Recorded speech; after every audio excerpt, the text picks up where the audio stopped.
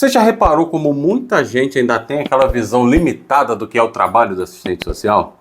Tem gente que acha que é só ajudar os pobres, né? Fazer encaminhamento para o Bolsa Família, distribuir cesta básica, mas a real é que a nossa profissão, gente, ela é muito mais ampla do que isso. Muito mais estratégica e muito mais crítica, né?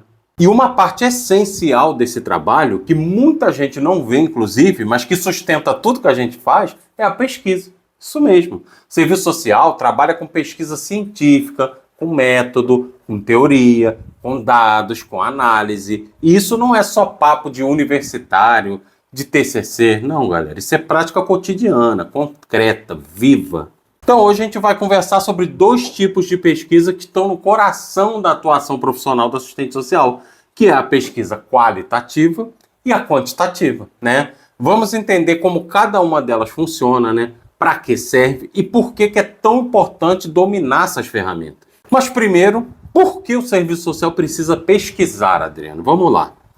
O assistente social trabalha diretamente com a realidade social, gente. E essa realidade não é simples, não é estática, não é neutra. Ela é complexa, cheia de contradições, cheia de desigualdades, de injustiças, de disputas de interesses, né? E como é que a gente vai atuar criticamente nessa realidade se a gente, sei lá, não a compreende de uma forma mais profunda, né?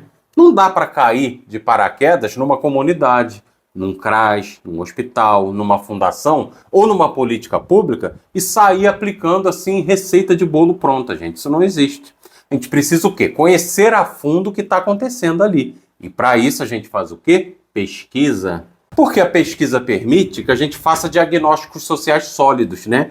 Que identifique as reais demandas da população, né? Que a gente possa também avaliar o impacto das políticas públicas, que a gente crie projetos mais eficientes e, sobretudo, né, que a gente fundamente politicamente, né, a nossa prática profissional. Porque sim, a pesquisa no serviço social, ela não é neutra, ela tem lado, ela é um instrumento de luta da classe trabalhadora. E é por isso que a gente se apoia na tradição crítica marxista dialética. A pesquisa para transformar. Então vamos falar primeiro da pesquisa quantitativa, né? Pesquisa quantitativa é aquela que trabalha com dados numéricos, com aquilo que dá para contar, né? Que dá para a gente medir, que dá para a gente classificar. Ela busca o quê? Quantificar os fenômenos sociais. E olha, isso é fundamental, porque às vezes a gente subestima os números, né? Mas eles têm um poder enorme. Quer ver um exemplo? Mostrar que 72% das famílias de um bairro não têm acesso à rede de esgoto, né? Ou que 43% dos jovens estão fora da escola. Isso é uma denúncia concreta, é a realidade escancarada em números. E essa pesquisa ela é feita com instrumentos padronizados, né? Como questionários com perguntas fechadas, levantamentos estatísticos, planilhas, gráficos, tabelas. E sim, o assistente social ele não só pode, como deve dominar isso. E antes que alguém diga, mas isso é coisa de estatístico. Deixa eu te lembrar uma coisa. Quando o SUS precisa saber o perfil dos usuários que acessam o CAPS, quem está ali colhendo os dados? Na maioria das vezes é o assistente social. Quando a prefeitura, por exemplo, quer saber o número de crianças em situação de rua, né, de um determinado território, quem participa do levantamento? Adivinha? Então, na prática, a pesquisa quantitativa ela ajuda em várias coisas, tipo levantar o número de famílias em insegurança alimentar, né? Quantificar pessoas com deficiência atendidas por um determinado serviço, mapear o número de denúncias de violência doméstica ali no território, por exemplo, né? A gente pode medir a evasão escolar em determinada faixa etária, acompanhar os índices de desemprego num território, né? Saber quantas famílias recebem o aluguel social e por quanto tempo. E tudo isso vai gerar o quê? Vai gerar informação estratégica. Com esses dados, o assistente social consegue elaborar projetos, propor metas, justificar a criação ou ampliação de políticas públicas. E mais, gente, ele consegue enfrentar os argumentos rasos, né, de gestores ou de políticos que querem o quê? Como sempre, cortar verba, né, alegando que não tem demanda. Só que, claro, número por si só não basta. E é aí que entra a rainha da escuta atenta e do olhar crítico, que é a pesquisa qualitativa. Ou seja, pesquisa qualitativa para entender o sentido, o contexto, o porquê das coisas, né? Qualitativa é aquela que mergulha na profundidade dos fenômenos sociais. Ela não está preocupada em contar, por exemplo, quantas pessoas sofrem algo. Não. Mas como elas vivem aquilo, como elas sentem, o que elas pensam, quais os sentidos que atribuem à própria experiência social. Então ela é mais aberta, ela é mais flexível, mais subjetiva, no bom sentido, tá? Trabalha com entrevistas ali com profundidade, grupos focais, relatos de vida, observações do cotidiano, escuta qualificada, análise ali de documentos institucionais. Quer exemplos práticos? Entender como mulheres, por exemplo, vítimas de violência, vivem o processo de denúncia e proteção institucional. Investigar, por exemplo, como adolescentes de periferia constroem sua visão de mundo a partir das experiências com a escola, com a polícia, com o trabalho, com a família. Compreender os obstáculos emocionais que levam pessoas em situação de rua a recusarem abrigo, né? Analisar como os usuários de um hospital público se sentem acolhidos ou desrespeitados, né, pelo atendimento. Notou a diferença? Enquanto a quantitativa mostra o quanto, né, a qualitativa mostra o como, o porquê. Elas não são opostas, elas são complementares. E aí entra o pulo do gato, né? É a articulação entre as duas. A atuação profissional crítica, ela exige que a gente saiba integrar essas duas formas de conhecer a realidade. Nenhuma por si só dá conta da complexidade social. Só que juntas, elas oferecem um quadro mais completo, mais potente. E por isso, cada vez mais, o serviço social vem utilizando metodologias ali mistas, né? Que combinam dados estatísticos com análises qualitativas.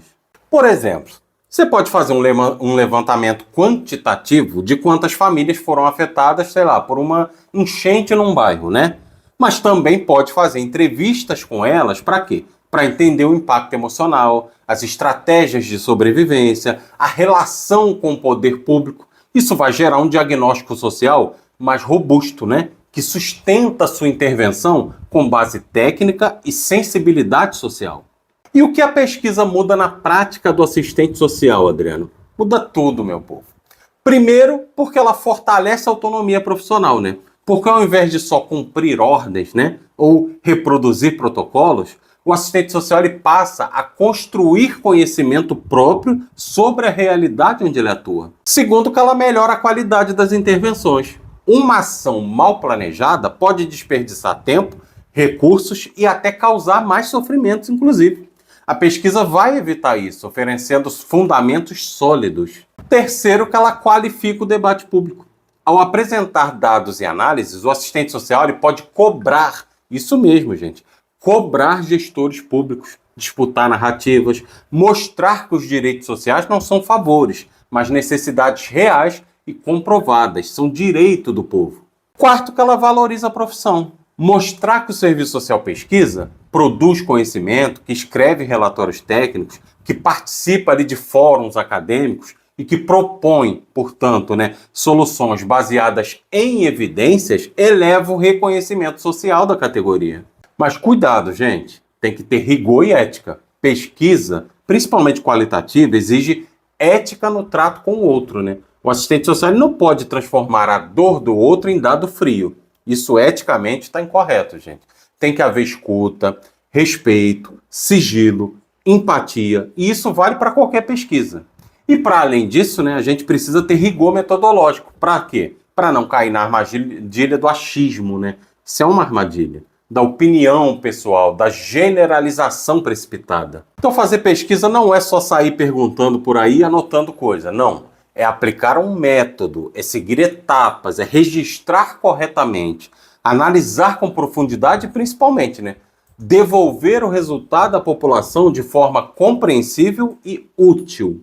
Porque no fim das contas, gente, fazer pesquisa no serviço social é muito mais do que cumprir exigência de estágio, de faculdade ou bater ponto no trabalho.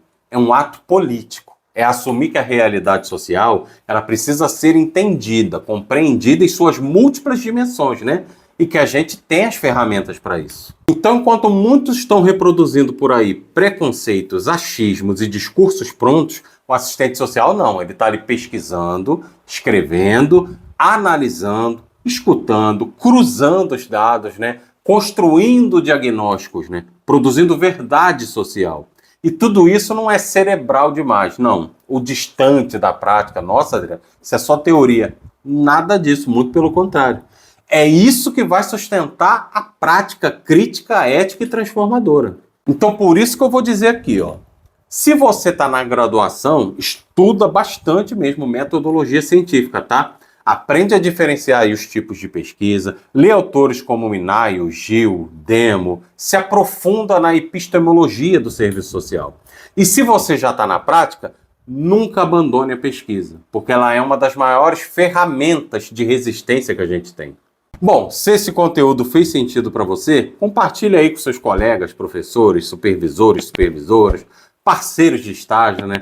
Porque quanto mais gente entende o poder da pesquisa, mais a gente entende o poder do nosso fazer profissional, né? E aí sim, a gente está pronto para transformar a realidade com método, com crítica e com compromisso ético.